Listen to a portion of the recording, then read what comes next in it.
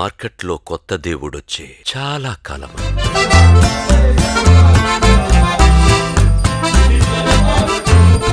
सोने की मूर्ति बनने जा रही है. श्री राम जय श्री मोदी.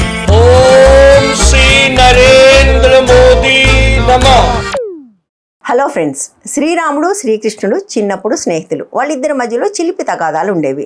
అందులో భాగంగా చిలిపివాడైన వెన్న దొంగ అయిన శ్రీకృష్ణుడు శ్రీరాముడి దగ్గర దొంగతనం చేశాడు.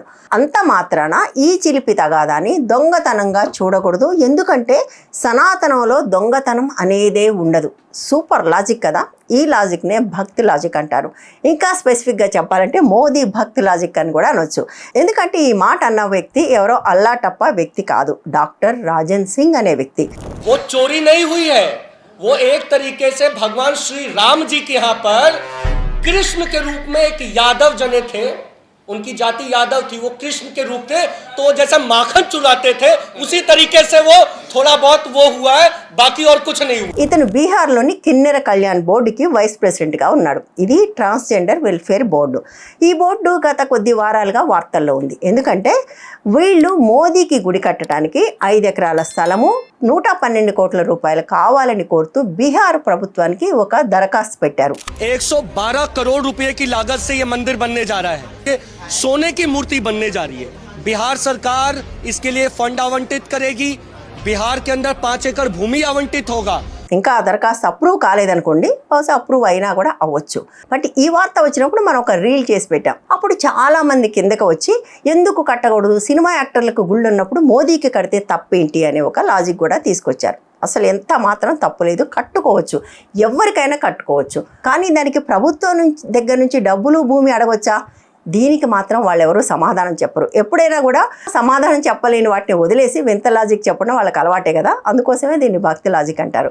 ఇక ఇప్పుడు జరిగిన విషయానికి వస్తే, ఈ కిన్నెర కళ్యాణ్ బోర్డు వాళ్ళు ఢిల్లీలో ప్రెస్ క్లబ్ ఆఫ్ ఇండియాలో ఒక కార్యక్రమం నిర్వహించారు. నిజానికి ప్రెస్ క్లబ్ ఆఫ్ ఇండియాలో హాల్ని కేవలం ప్రెస్ కాన్ఫరెన్స్లు పెట్టడానికి మాత్రమే ఇస్తారు.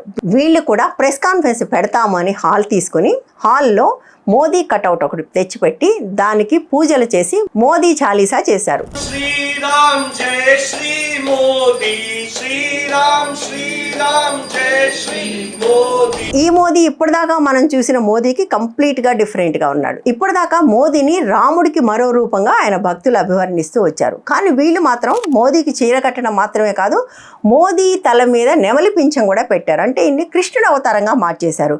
ఈ సందర్భంగా ప్రెస్ కాన్ఫరెన్స్లో మాట్లాడుతూ రాజన్ సింగ్ అయోధ్య ఆలయంలో చోరీ గురించి మాట్లాడుతూ ఈ లాజిక్ చెప్పాడు. वो चोरी नहीं हुई है, वो एक तरीके से भगवान श्री राम जी के यहाँ पर कृष्ण के रूप में एक यादव जने थे, उनकी जाति यादव थी, वो कृष्ण के रूप थे, तो जैसे माखन चुराते थे उसी तरीके से वो थोड़ा बहुत वो हुआ है, बाकी और कुछ नहीं हुआ. भगवान श्री राम और कृष्ण जी की दोस्ती है ये, इसको चोरी का नाम नहीं दीजिए. सनातन में कुछ चोरी नहीं होता. అయోధ్య ఆలయంలో విరాళాల చోరీ జరిగింది అన్న విషయం కన్ఫర్మ్ అయింది. దాంతోపాటుగా అక్కడ యోగి ఆదిత్యనాథ్ ప్రభుత్వం ఒక సిట్ కూడా వేసింది. ఆ సిట్ ఇప్పుడు కొంత డబ్బుని కొంత బంగారాన్ని కూడా రికవర్ చేసింది. ఇందులో భాగంగా 8 మందిని అరెస్ట్ కూడా చేసింది.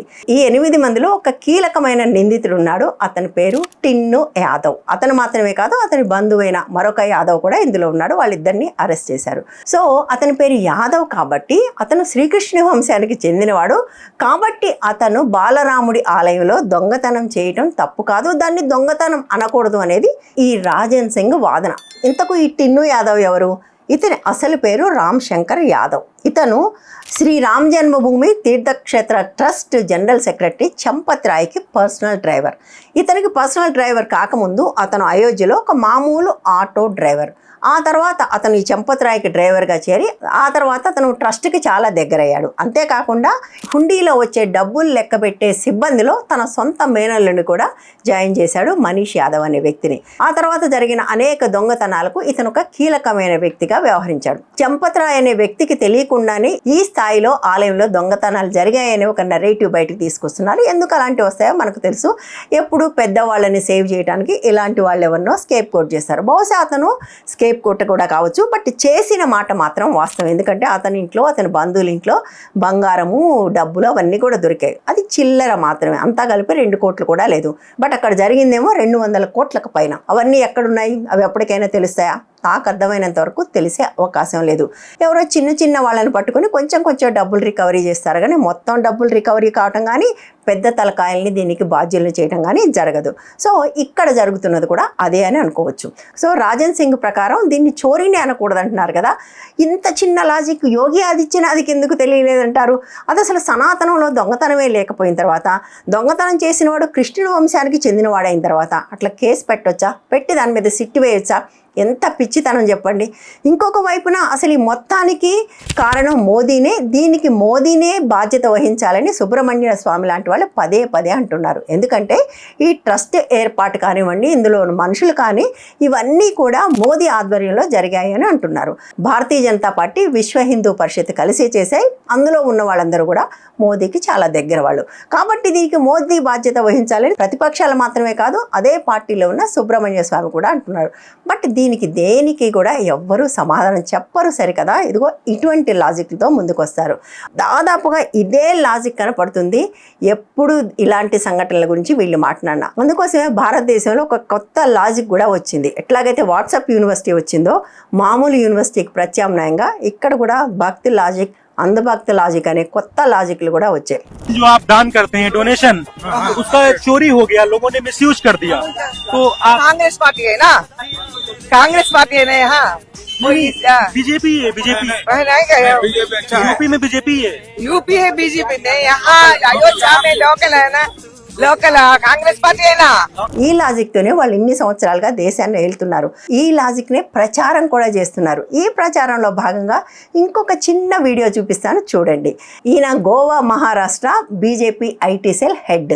ఆయన ఏమంటున్నా అంటే బీజేపీ కరప్టే, కాంగ్రెస్ కరప్టే, ఇద్దరు కరప్ట్ అయినప్పుడు మీరు నేషనలిస్ట్ కరప్ట్ని ఎన్నుకోవాలి అని.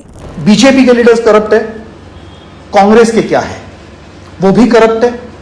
तो अब आपको चॉइस सिर्फ इतना करना है, आपको करप्ट चाहिए जो नेशनलिस्ट हो, या आपको वो करप्ट चाहिए जो एंटी नेशनल हो. వీళ్ళు ఏమని చెప్పొచ్చారు? न खाऊंगा न खाने दूंगा, నా కావుంగా నా కానేదుంగా అంటే మేము తినము, మేము తిననివ్వము, అవినీతి రహిత భారతదేశాన్ని తీసుకొస్తామని కదా చెప్పొచ్చారు. ఈ ప్రభుత్వంలో అవినీతి లేకుండా జరిగిన పని బహుశా ఒక్కటి కూడా లేదు. అది రోడ్లు వేయటం, ఎయిర్పోర్ట్లు కట్టడం దగ్గర నుంచి మొదలు పెడితే అనేక పాలసీస్, స్కిల్ డెవలప్మెంట్ పాలసీస్ దాకా ప్రతిదీ ఒక స్కామే. ప్రతి పని అవినీతితో లొక్కలొక్కలాడిపోతుంది. కాబట్టి వీళ్ళు ఏమంటున్నారు? మేము అవినీతి చేయమనట్లేదు, మేము అవినీతి చేస్తాము, వాళ్ళు చేశారు, మేము చేస్తాము, మేము నేషనలిస్టులం కాబట్టి మమ్మల్ని ఎన్నుకోండి అని చెప్తున్నారు. మీరు అవినీతి రహిత భారతదేశాన్ని కదా చేస్తామని వచ్చారు, అది చేయకుండా ఈ కొత్త లాజిక్ ఏంటి?